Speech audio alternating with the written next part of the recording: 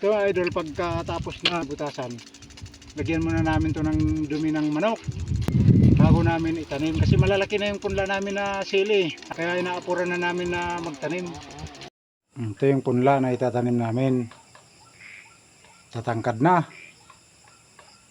apurahan na yung paghahanda ng pagtataniman.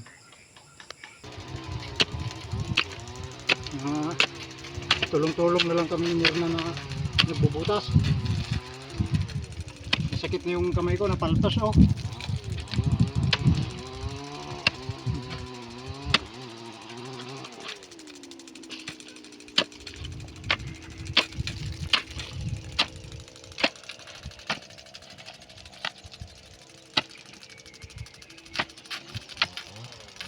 Gas pa rin yung lupa.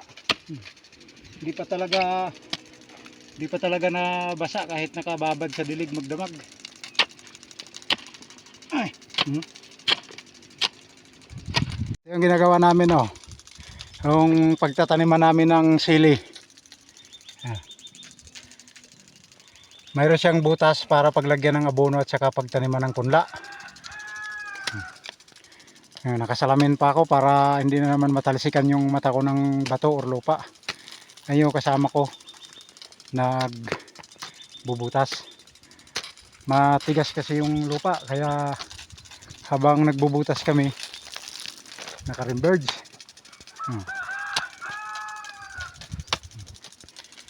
Rimberge namin kagabi. Kaya umiikot pa rin yung rimberge oh. Meron pa doon sa kabila para malambot yung lupa. Yan yung ginagawa ni Mirna. May payong pa siya para hindi mabasa ng rimberge tubig. Parang umuulan dito, parang umulan oh. Yan oh.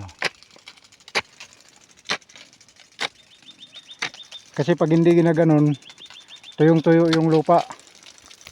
Yan oh. Halos isang buwan na walang ulan, kaya tuyong-tuyo na yung lupa. Kaya dinidiligan namin habang nagbubutas kami ng pagtataniman.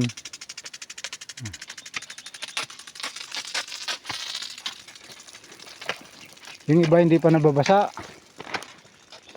Ito, nilaktawan namin muna to oh, kasi matigas. Hindi nabasa yan, no? Tuyong-tuyo. Ito, tuyong-tuyo. Ito yung nadiligan kagabi. Ano namin kanina. Yan, walang tubig.